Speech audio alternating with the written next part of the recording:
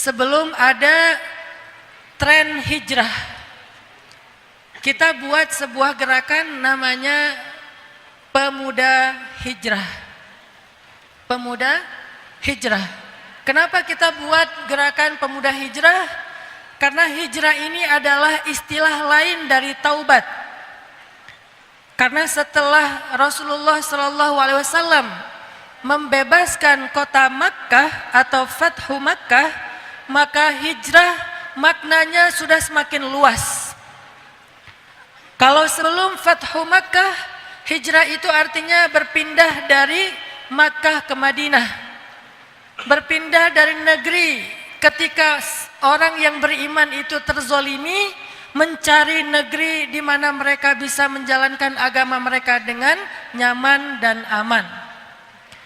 Tapi setelah Fathu Makkah, maka Nabi SAW mengatakan hijrah itu adalah niat, hijrah itu adalah azam, hijrah itu adalah keinginan yang kuat untuk berubah. Itulah hijrah.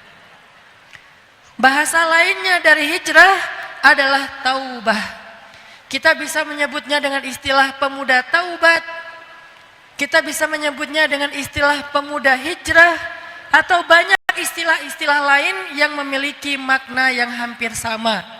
Sehingga saya bersama teman-teman di Bandung membuat sebuah gerakan namanya Pemuda Hijrah. Pemuda Hijrah ini bukan pesantren. Karena saya merasa diri saya keilmuannya belum cukup untuk menjadi pengasuh pondok pesantren. Dan saya juga merasa bahwa belum ada satupun pondok pesantren di Indonesia yang mampu menampung santri 100 juta santri. Belum ada.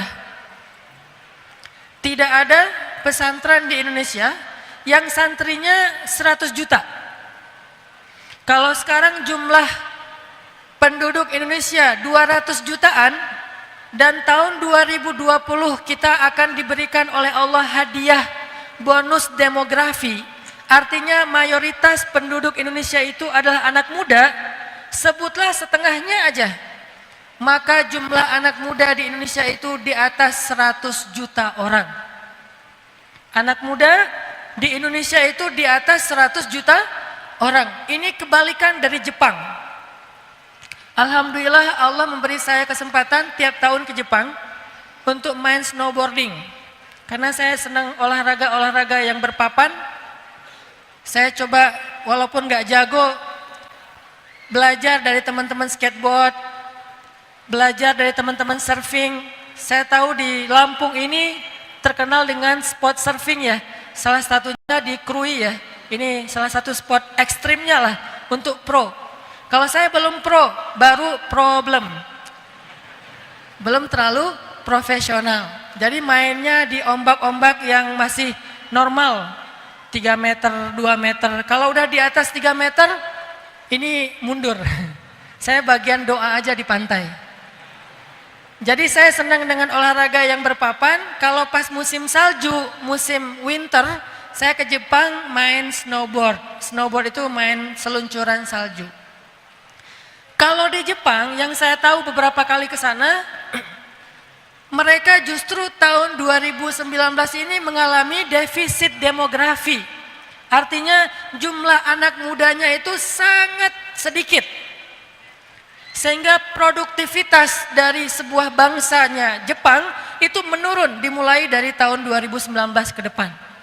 Sedangkan Indonesia justru sebaliknya, produktivitas yang identik dengan anak muda itu akan meningkat. Dan jumlah populasi anak muda di Indonesia di atas 100 juta anak muda. Dari 100 juta anak muda itu mungkin sekitar 80 jutanya adalah jomblo fisabilillah ya. Karena kriteria anak muda dalam dalam pandangan kebangsaan kita di bawah usia 30 tahun. Kalau dalam pandangan agama, anak muda itu di bawah 40 tahun. Jadi orang 40 tahun itu dalam agama disebut syabab, pemuda. Tapi kalau dalam wawasan kebangsaan pemuda itu di bawah 30 tahun. Sehingga kalau kita pakai standar agama, maka jumlah pemuda di Indonesia itu di atas 120 juta orang. 120 juta orang itu pemuda. Dan saya berpikir, gimana caranya membawa anak muda yang 100 juta lebih ini untuk mondok di pesantren. Supaya belajar agama, belajar akidah, belajar fikih, belajar hadis, belajar akhlak. Gimana caranya kita bawa anak muda yang jumlahnya 100 juta ini ke pondok pesantren? Saya pikir itu hal yang tidak mungkin. Belum ada pesantren yang bisa menampung santri 100 juta. Beberapa pesantren besar yang saya kenal itu punya santri sekitar 10.000, 20.000. Karena kebenaran istri saya orang Jawa Timur dan keluarga pesantren. Masih ada hubungan kekeluargaan dengan Langitan. Karena di Tuban, Lamongan, Tuban itu tetanggaan, Jawa Timur. Jadi kita masih keluarga pesantren. Ayah mertua saya itu pengurus Masjid Asmoro Kondi di Tuban. Salah satu orang tua para wali Songo yang ada di Jawa Timur itu Syekh Asmoro Kondi. Nah, setahu saya pesantren yang terbesar sekalipun menampung santri sekitar 20.000 santri.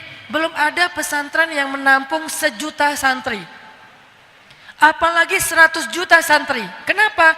Karena memang pesantren karakternya begitu. Dia adalah lembaga untuk mengkader calon-calon ulama masa depan. Mengkader calon-calon ulama masa depan. Sehingga pertanyaan besar saya, bagaimana nasib anak muda yang nggak masuk pondok? Bagaimana nasib anak muda yang nggak nyantri? Bagaimana nasib anak muda yang nggak buka kitab? Bagaimana nasib anak muda yang nggak pakai sarung? Bagaimana nasib anak muda yang nggak tahu cara berwudu? Padahal dia sering dalam keadaan junub. Bagaimana nasib anak muda yang bukan membawa pena dan buku, tetapi mereka mungkin membawa senjata tajam, membawa narkoba dan seterusnya. Sehingga kita tidak membuat pesantren waktu 5 tahun yang lalu. Karena saya tidak mampu. Bukan pesantren gak penting, penting banget. Itu salah satu tonggak bangsa. Cuman tidak semua orang bisa masuk pesantren. Maka harus ada sebuah program masyarakat yang bisa memberikan konten-konten pesantren tapi kepada orang yang tidak sempat nyantri di pesantren. Akhirnya saya pun membuat sebuah gerakan namanya Gerakan Pemuda Hijrah. Apa itu Gerakan Pemuda Hijrah? Gerakan Pemuda Hijrah bukan gerakan membuat pesantren, tetapi gerakan membuat pesan disebarkan lewat tren. Bukan pesantren, tapi pesan underscore tren pakai D. TREND. Pesan underscore tren. Apa itu pesan underscore tren? Menyebarkan pesan lewat tren di masyarakat. Itulah yang kita lakukan 5 tahun terakhir.